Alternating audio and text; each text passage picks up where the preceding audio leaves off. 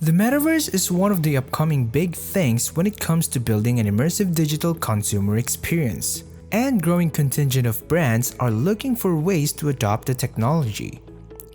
The latest wave of buyouts in the gaming industry portends a frightening future, which even Sony, the lords of the single-player experience, realigning its crosshairs towards the live service games.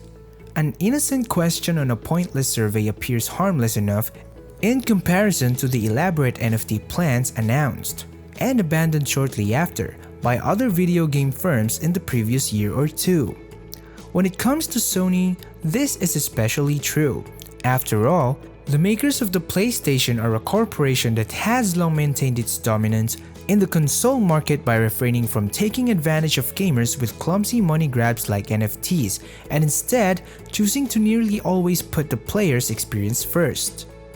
The survey's design and timing illustrate a few of the main issues surrounding the nascent arrival of what has been grandly characterized as gaming's future. You are aware of the topic we are discussing, the so-called Metaverse. Web 3.0 has been lauded in certain circles as a soft reboot that will bring back the egalitarian values of the first internet, but that is merely fancy window dressing.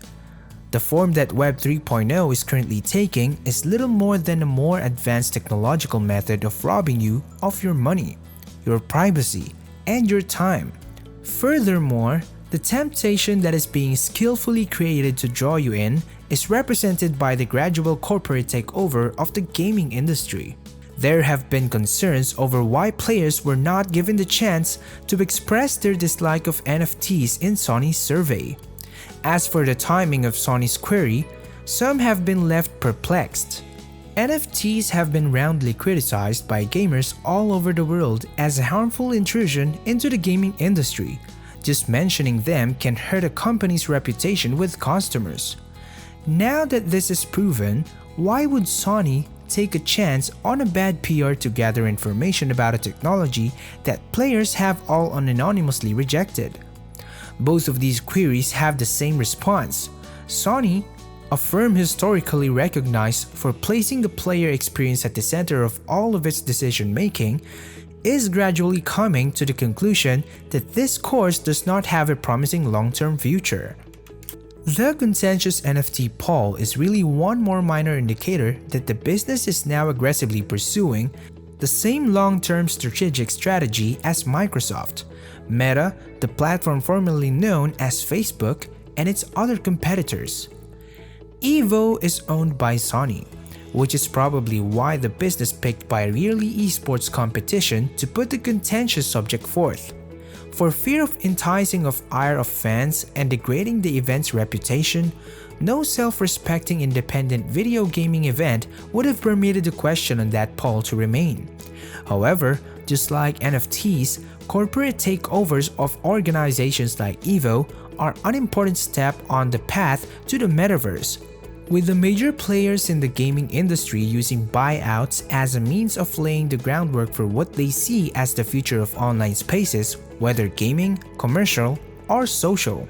A nascent VR startup called Oculus would be acquired by Facebook for an eye-popping $2 billion, and from that moment on, the gaming sector would gradually turn into one of the most contentious arenas for contesting corporate domination. All five of the major big tech companies, Amazon, Apple, Microsoft, Facebook, and Google, have made an effort to establish a presence in the gaming market, some more successfully than others.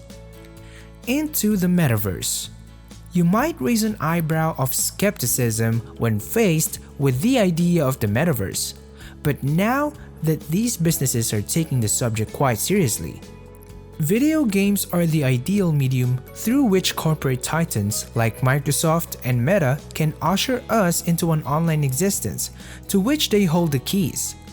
Painstakingly created immersive environments designed to capture and hold our attention for as long as possible. This is due to video games' immersive nature, interactivity, and enormous popularity. The corporate takeovers we are currently witnessing in the gaming sector are the opening salvos in the struggle for Web 3.0. After all, A metaverse is nothing without users feeling it. This is most obviously demonstrated by Microsoft's recent spate of high-profile acquisitions, starting with its purchase of Bethesda the past year and continuing with its industry-shaking acquisitions of Activision. If you're keeping score, the business has also acquired smaller studios like Ninja Theory, Obsidian, and Double Fine during the past 4 years. Microsoft has decided to take a different tack after appearing to give up on trying to stay up with Sony's console-exclusive strategy, in which players are attracted to a console by a few well-known games that they can't access elsewhere. The corporation is engaged in a long-term strategy, looking past the current hardware generation, or possibly beyond hardware altogether, to the point where a mind-boggling array of intellectual property is the draw that draws gamers to its platform and, more importantly, keeps them there.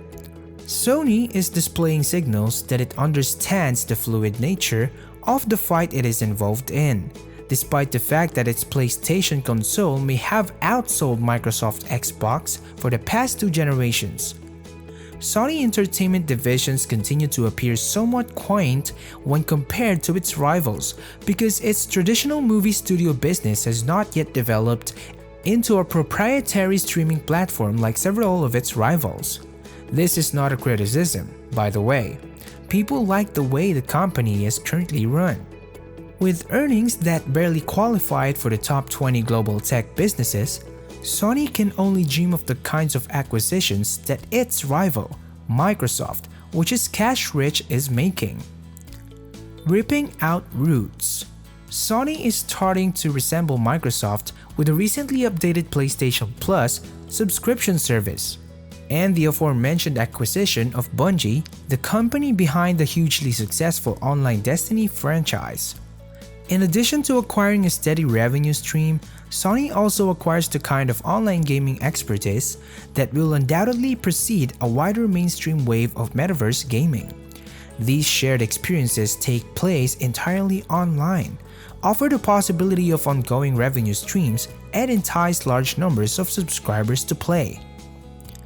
Online gamers are nothing new, but if these firms get their way, the ways in which people interact with them will alter. Mark Zuckerberg's Meta is betting heavily on virtual reality, grandly imagining some kind of Wall-E immersive take on the metaverse, having obviously watched Ready Player One too many times, and thus missing the fact that the movie is dismal cautionary tale. But a Trojan horse that has been lurking in plain sight for a while now, games as a service, represents the most plausible future. Metaverse killed the video game. Has Metaverse eliminated live service games? Metaverse provides a steady flow of income, reducing the enormous financial risk that publishers assume when creating extremely expensive AAA titles for a cutthroat and crowded market. Despite having developed a number of hugely popular live service games, EA, one of the biggest publishers on the planet, is allegedly also looking for a corporate takeover. But gamers aren't foolish, and these games frequently exude avarice.